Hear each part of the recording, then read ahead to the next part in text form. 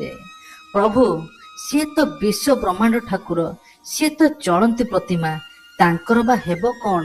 କିନ୍ତୁ ମନ୍ଦିର ଆଖପାଖ ଜଳି ନଷ୍ଟ ହୋଇଯାଇଛି। କିନ୍ତୁ ପ୍ରଭୁ ଜଗନ୍ନାଥ ନିଜେ ହିଁ ଭୋକ ଉପାସରେ ପଡ଼ି ରହିଥିଲେ, ପାଖାପାଖି 4 ଦିନ ରହିଥିଲେ। ଆଉ ସବୁଠାରୁ ଦୁଃଖର ବିଷୟ ଯେ ହିନ୍ଦୁ ମାନଙ୍କୁ ମଧ୍ୟ ମାଡ଼ ହୋଇଥିଲା। ଏଭଳି ଘଟଣା ଘଟିଥିଲା ବାଂଲାଦେଶରେ, ଆପଣମାନେ ଜାଣିଥିବେ। କିନ୍ତୁ ଏଇ ଘଟଣାର ଠିକ 4 ଦିନ ପରେ ଯାହା ହେଲା, ଆପଣମାନେ ଶୁଣିଲେ ଆଶ୍ଚର୍ଯ୍ୟ ହେବେ। ପ୍ରକୃତରେ ଚଳନ୍ତି ପ୍ରତିମା ବିଶ୍ୱ ବ୍ରହ୍ମାଣ୍ଡ ସହିତ ଯିଏ ଏମିତି କରିଥିଲେ, ତାଙ୍କ ସହିତ କଣ ହେଲା?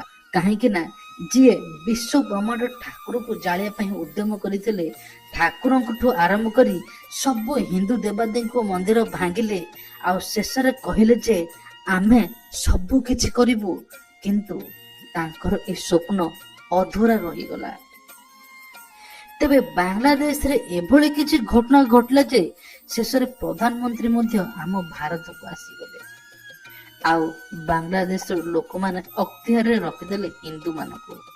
କିନ୍ତୁ ହିନ୍ଦୁମାନେ ଏକ ହେଲେ, ହିନ୍ଦୁମାନେ ନିଜର ମତ ଦେଲେ, ଆଉ ସମସ୍ତେ ହିନ୍ଦୁ ମିଶି ଗୋଟିଏ ସ୍ୱର କରୁଥିଲେ, ଜୟ ଜଗନ୍ନାଥ, ଜୟ ଜଗନ୍ନାଥ। ତେଣୁ ଭିଡ଼ିଓଟିକୁ ଆରମ୍ଭ କରିବା ପୂର୍ବରୁ ଆପଣମାନେ ଯଦି ପ୍ରଭୁ ଜଗନ୍ନାଥଙ୍କ ଭକ୍ତ, ଭିଡ଼ିଓକୁ ଲାଇକ୍ କରି କମେଣ୍ଟରେ ଜୟ ଜଗନ୍ନାଥ ଲେଖିଦିଅନ୍ତୁ। ଜୁନ 5 ଯେତେବେଳେ ହାଇକୋର୍ଟ ଘୋଷଣା କଲେ କିଛି କୋଟା ପାଇଁ, ସେହି ସମୟରେ ଆରମ୍ଭ ହେଲା ଛାତ୍ର ଆନ୍ଦୋଳନ। ସେଇ ଛାତ୍ର ଆନ୍ଦୋଳନ ଏମିତି ଉତ୍ତେଜିତ ହେଲା ଯେ ଜୁଲାଇ 15 ତାରିଖରେ ବିରାଟ ଆନ୍ଦୋଳନରେ ପରିବର୍ତ୍ତନ ହେଲା। ଆଉ ସେହି ସମୟରେ ବାଧ୍ୟ ହୋଇ ଶେଖ ହାସିନା, ଯେ ବାଂଲାଦେଶର ପ୍ରଧାନମନ୍ତ୍ରୀ, ଛାଡ଼ିଲେ ନିଜ ଦେଶ। ତାଙ୍କୁ କୁହାଯାଇଥିଲା ଇସ୍ତଫା ଦିଅ, ନହେଲେ ଆମେ ଛାଡ଼ିବୁ ନାହିଁ। ଶେଷରେ ପ୍ରଧାନମନ୍ତ୍ରୀ ଛାଡ଼ି ଭାରତ ପଳେଇ ଆସିଲେ। ଆଉ ଶେଷରେ ତାଣ୍ଡବ ରଚିଲେ ଏଇ ଇସଲାମବାଦୀ, ଏଇ ଆତଙ୍କବାଦୀ ମାନେ। ହିନ୍ଦୁମାନଙ୍କ ଉପରେ ଟାର୍ଗେଟ କଲେ, ହିନ୍ଦୁମାନଙ୍କୁ ଆକ୍ରମଣ କଲେ, ମନ୍ଦିରକୁ ଆକ୍ରମଣ କଲେ। ଆଉ ସବୁ ସୀମା ଟପିଗଲା ତ ଯୋଉଦିନ ଇସ୍କନ ମନ୍ଦିର ପ୍ରଭୁ ଜଗନ୍ନାଥଙ୍କୁ ଜାଳି ଦେବା ପାଇଁ ଉଦ୍ୟମ କରିଥିଲେ। ମନ୍ଦିର ଭିତର ସବୁ କିଛି ଜଳି ପୋଡ଼ି ପାଉଁଶ ହୋଇଯାଇଥିଲା। କିନ୍ତୁ ପ୍ରଭୁ ଜଗନ୍ନାଥ, ବଳଭଦ୍ର ଏବଂ ମା ସୁଭଦ୍ରା ଦେବୀ ପୁରା ଠିକ ଥିଲେ। କାହିଁକି ନା ଯିଏ ଦୁନିଆକୁ ଆଣିଛି, ଯିଏ ଦୁନିଆକୁ ବୁଝୁଛି, ଆଉ ଯିଏ ବିଶ୍ୱ ବ୍ରହ୍ମାଣ୍ଡ ଠାକୁର, ତାଙ୍କର ବା ଆମେ କଣ କରିପାରିବା? ଏସବୁ ଲୋକ ପିମ୍ପୁଡ଼ି ସହିତ ସମାନ।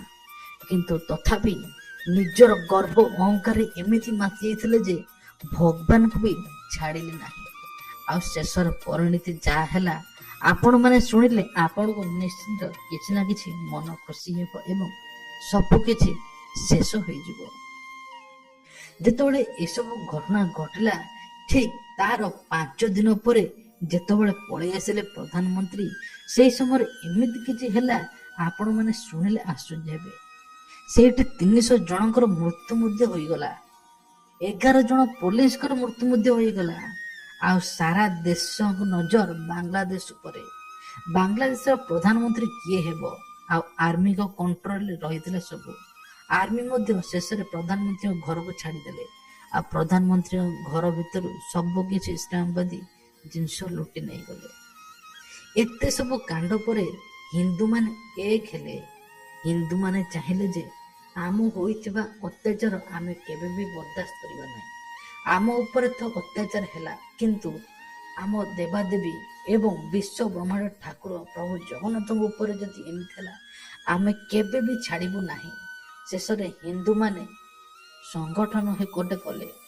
ସେହି ସମୟରେ ପାଖାପାଖି 15 ଜଣ ମିଶି ସମସ୍ତ ହିନ୍ଦୁକୁ ଏକ କଲେ, ଏକଜୁଟ ହେଲେ। ପାଖାପାଖି 500ରୁ 1000 ହିନ୍ଦୁ ଏକଜୁଟ ହେଲେ।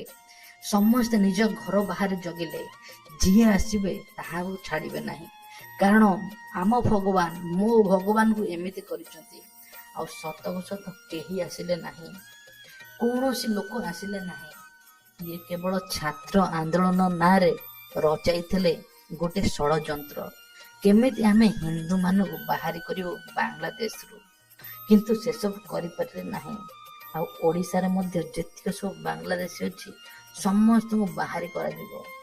ଆଉ ପ୍ରଭୁ ଜଗନ୍ନାଥଙ୍କ ସହିତ ଯାହା ହୋଇଛି ସେସବୁ ବଦଲା ଆମେ ନିଶ୍ଚିତ ନେବୁ ଭାବି ହିନ୍ଦୁମାନେ ସେଇଠି ଏକ ହୋଇ ବସିଥିଲେ। ସତକୁ ସତ ଯେତେବେଳେ ଇସଲାମବାଦୀ ଏସବୁ କାମ କରୁଥିଲେ ତାଙ୍କ ପରିବାରରୁ କିଏ ନା କିଏ ଏମିତି କାମ କରୁଥିଲା, ଶେଷରେ ଭଗବାନ ମଧ୍ୟ ନିଜେ ସ୍ୱପ୍ନେଇଲେ ଏବଂ କହିଲେ ତୋ ପୁଅ ବା ତୋ ସ୍ୱାମୀ ଆଉ ରହିବ ନାହିଁ। ଏତେ ଗର୍ବ ଅହଙ୍କାର କେହି ସହିବେ ନାହିଁ, ଏମିତି ସ୍ୱପ୍ନଉଥାନ୍ତି। ଆଉ ଇସଲାମବାଦୀ ପରିବାର ମାନେ ତାଙ୍କ ପୁଅ, ତାଙ୍କ ସ୍ୱାମୀ, ତାଙ୍କର ଦାଦା ଯେତିକ ତାଙ୍କର ସମସ୍ତଙ୍କୁ ସତର୍କ କରାଉଥାନ୍ତି। ମୁଁ ଏମିତି ସ୍ୱପ୍ନ ଦେଖିଲି, ପ୍ରଭୁ ଜଗନ୍ନାଥ ଆସିଥିଲେ ଆଉ ସେଇ ସମୟରେ କେହି ଶୁଣୁନଥାନ୍ତି। ସତକୁ ସତ ଏମିତି ଲଢ଼େଇ ହେଲା ଆଉ ଇସଲାମବାଦୀ ମାନେ ବହୁତ ଲୋକ ମରିଗଲେ। ଦେଖନ୍ତୁ, ଭଗବାନ କାହାର ମରଣ ଚାହାନ୍ତି ନାହିଁ, କିନ୍ତୁ ଭଗବାନ ନିଜେ ହିଁ ସତର୍କ କରାଇଲେ, ନିଜେ ହିଁ ସବୁ କଲେ, କିନ୍ତୁ କହିଲେ ଅହଙ୍କାର ମୁଁ ସହିବି ନାହିଁ। ଭଗବାନ ସବୁ ସହିବେ, ଅହଙ୍କାର ଗର୍ବ କେବେ ବି ସହିବେ ନାହିଁ। ଭଗବାନ ଯାହାକୁ ଆଣିଛନ୍ତି, ଯାହାକୁ ସୃଷ୍ଟି କରିଛନ୍ତି, ତା ସତ୍ତ୍ୱେ ମଧ୍ୟ ଯଦି ଭଗବାନଙ୍କୁ ଯିଏ ନ ମାନେ ତାହାର ପରିଣାମ ତ ଏହି ଜନ୍ମରେ ନିଶ୍ଚିତ ଭୋଗିବ। ଆଉ କୋଟି କୋଟି ଓଡ଼ିଆ, କୋଟି କୋଟି ହିନ୍ଦୁମାନଙ୍କର ପୂଜାର୍ଚ୍ଚନାରେ ଏତେ ଶକ୍ତି ମିଳିଲା ଯେ ଶେଷରେ ଇସଲାମବାଦୀ ମାନେ ପୁରା ଚୁପ୍ ରହିଲେ। ପରିବାର ତାଙ୍କର ଶୂନ୍ୟ ହୋଇଗଲା ଆଉ ଶେଷରେ ହିନ୍ଦୁମାନଙ୍କର ଜିଦ୍ ହେଲା, କୌଣସି ବାଂଲାଦେଶ ରହିଲେ ନାହିଁ। ଏସବୁ ନିଜେ କହୁଛନ୍ତି ଖୋଦ୍ ବାଂଲାଦେଶର ଜଣେ ଲେଡି। ସିଏ ସବୁ ସ୍ୱପ୍ନରେ ଦେଖିଛନ୍ତି ଆଉ ସତକୁ ସତ ସେ ମଧ୍ୟ ହିନ୍ଦୁଙ୍କର ଦେବାଦେବୀଙ୍କୁ ବହୁତ ପୂଜା କରନ୍ତି, ପ୍ରଭୁ ଜଗନ୍ନାଥଙ୍କୁ ମଧ୍ୟ ପୂଜା କରନ୍ତି। ଆଉ ସେ ଛୋଟବେଳୁ ବାଂଲାଦେଶରେ ରହୁଛନ୍ତି। ଘର ତାଙ୍କର ଉତ୍ତରପ୍ରଦେଶର କାନପୁରରେ, କିନ୍ତୁ ଛୋଟବେଳୁ ବାପା ମା ସହିତ ସେ ବାଂଲାଦେଶରେ ରହୁଛନ୍ତି। ସେ ନିଜେ ପ୍ରଭୁ ଜଗନ୍ନାଥଙ୍କର ମଧ୍ୟ ଭକ୍ତ ଆଉ ଏସବୁ ସ୍ୱପ୍ନ ନିଜେ ବଖାଣିଛନ୍ତି। ଆଉ ସତକୁ ସତ କିଛି ଦିନ ଶାନ୍ତ ପଡ଼ିଲା। ଇସଲାମବାଦୀ ମାନେ ଚୁପ୍ ରହିଲେ, କାହିଁକି ନା ହିନ୍ଦୁମାନଙ୍କ ଆଗରେ ଇସଲାମବାଦୀ କେହି ପାର ହୋଇପାରିଲେ ନାହିଁ। ହିନ୍ଦୁମାନେ ଏକ ହେଲେ ଆଉ ଏପଟୁ କୌଣସି ଦ୍ରବ୍ୟ ମଧ୍ୟ ଛଡ଼ାଗଲା ନାହିଁ। ଭାରତରୁ ମଧ୍ୟ କୌଣସି ଦ୍ରବ୍ୟ ଆସିଲା ନାହିଁ। ଶେଷରେ ଭାରତରେ ଏମିତି ସବୁ ଜିନିଷ ଅଛି ନିଜେ ଖାଇ ଚଳିପାରିବେ, କିନ୍ତୁ ବାଂଲାଦେଶରେ ନାହିଁ। ବିଭିନ୍ନ ପ୍ରକାର କଥା କହି ବଖାଣୁଥିଲେ ଏଇ ଲେଡି ଜଣଙ୍କର, ଯାହା ନାଁ ହେଲା ସୁନିତା ମଙ୍ଗରାଜ। ସିଏ ନିଜେ ଏସବୁ କହି କାନ୍ଦି କାନ୍ଦି ଗଡ଼ୁଥିଲେ ଆଉ କହୁଥିଲେ ହିନ୍ଦୁ ସବୁବେଳେ ହିନ୍ଦୁ, ଆଉ ଦୟା ମାୟା ବୋଲି ସବୁ କିଛି ଅଛି ହିନ୍ଦୁର, କିନ୍ତୁ ମୁସଲିମ ଇସଲାମଙ୍କର ନାହିଁ। ନିଜେ ଏମିତି କହୁଛନ୍ତି, କାହିଁକି ନା ଛୋଟ ଛୋଟ ପିଲା ଆଖି ଆଗରେ କଣ କରିଦେଇଛନ୍ତି।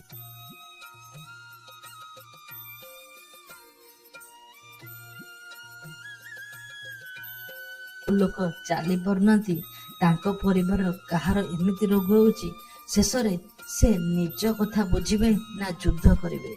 ଦେଖନ୍ତୁ, ଭଗବାନ କେବେ ବି କାହାର ଅମଙ୍ଗଳ ଚାହାନ୍ତି ନାହିଁ, ଆଉ ଗୋଟିଏ କଥା ଗର୍ବ ଅହଙ୍କାର ମଧ୍ୟ ସହନ୍ତି ନାହିଁ।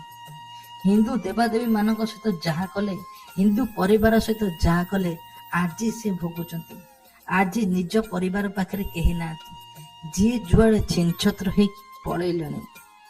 ଏସବୁ ନିଜେ ସ୍ୱପ୍ନ ଦେଖିଥିଲେ ଆଉ ଏସବୁ ମଧ୍ୟ ସତ ହେବାକୁ ଯାଉଛି।